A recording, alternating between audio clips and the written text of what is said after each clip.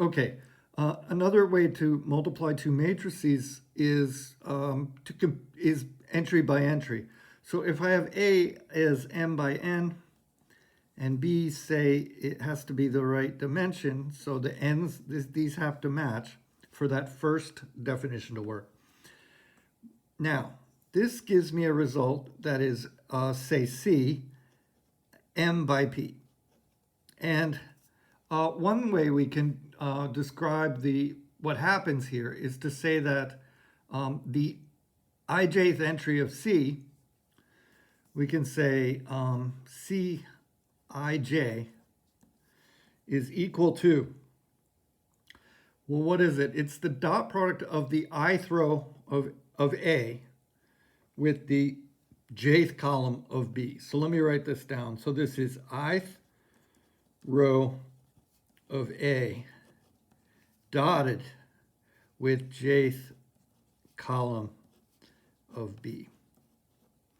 And I could write this out. I could be more specific about this using a summation, right? Because it's a sum. And I better use a different index letter. So I'm going to have k equals 1 to n. And I'm going to go from aik, bkj. Okay, that describes the dot product.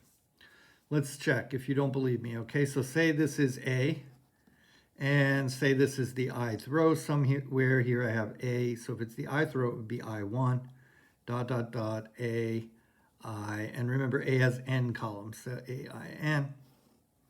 And up here I have other stuff. Like here would be A11, dot, dot, dot, A1N, all these A21. Okay, we have all these other entries, but I just want to fixate on the ith row here.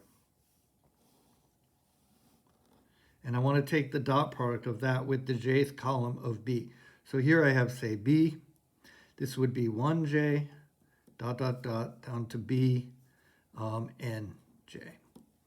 Okay, and then I have other columns. Here's my BP column, and here's my B1 column. This is my BJ column, okay? So if I take this, if I follow this, do what it says, Cij is equal to the dot product of the ith row of A with the jth column of B. Well, that's Aij, that's AI1, B1J. So the K is starting at 1.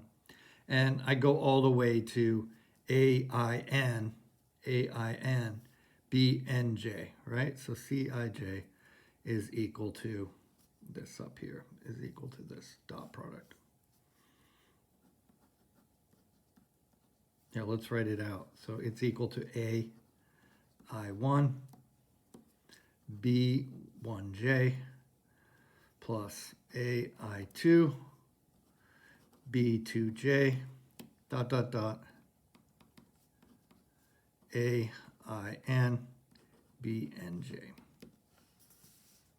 Okay, let's do an example. So, for example, suppose we took 1, 4, 0, 3, 0, 1, minus 1, 0, 0. So that's 3 by 3. And let's make B3, 0, 1, 0, 1, 1. Okay.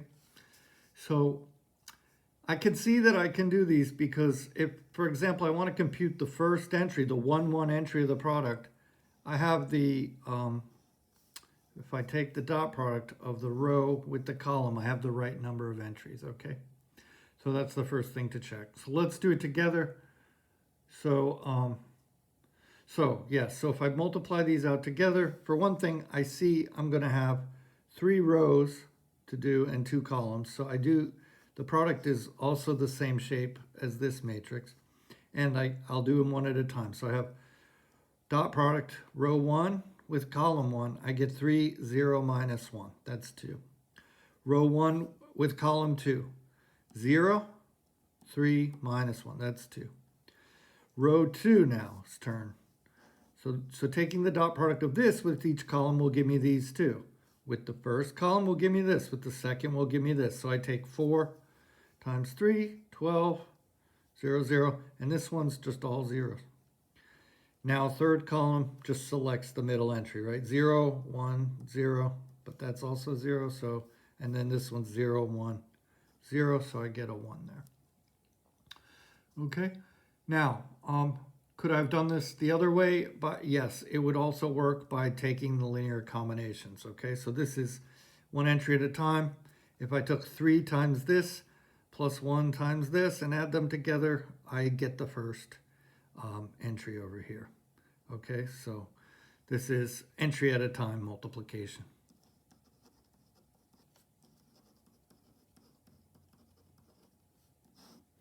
Okay, now let's see, what else could we say? So when I do this an entry at a time, you see I'm multiplying actually this by 1. Say when I do this one, I multiply this 3 by 1, then this by 3, then this by minus 1, and I do the same thing here. So it's really, it's also a linear combination of the rows of B that gets me over here. Okay, I hope that helps. I think you need to maybe practice. Let's see now, where we want to go with this is to use matrix multiplication to start to do Gaussian elimination. So one thing is, let's do some, we have some special matrices. So we have something called the identity matrix, which is like the number 1, but only for linear algebra. And this is usually labeled I, and it's just ones on the diagonal, okay? And this is just has ones on the diagonal, so we'll just indicate like this, okay? And we could put zeros up here. Okay, and what you can see is that if you took, say, for example, 1, 0, 0, 0, 1, 0, so this is I for a 3 by 3. And say I multiply that same matrix, what, 3, 0, 1.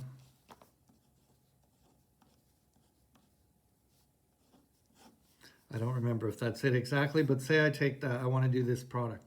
Well, if I do this an entry at a time, I see that when I multiply by this, when I take the dot product of this with each column here, what do? I select the top entry here and I zero out the other two. So this just has the property of selecting the top row for the first row. Right, I have 1 times 3, 0 times whatever, 0 times whatever. I get 3. And I do the next one, I get 1 times 1, 0, 0. So this selects the top row. If I do the second one, this selects the middle row, right? 0 times 3, 1 times 0, 0. So I get a 0. 0 is this, 1 times this, get a 0. And this picks the last row. So I can also see, maybe I see, by doing this, that another way to multiply really is I take a linear, as I go row-wise, I'm taking a linear combination of the rows of B. So as I go across the rows here. All right, so now here's the big step. We want to perform steps of Gaussian elimination using left multiplications with matrices. So we'll call this elimination matrix. Elimination matrices. So what 3 by 3 matrix, let's say, subtracts 5 times row 1 from row 2.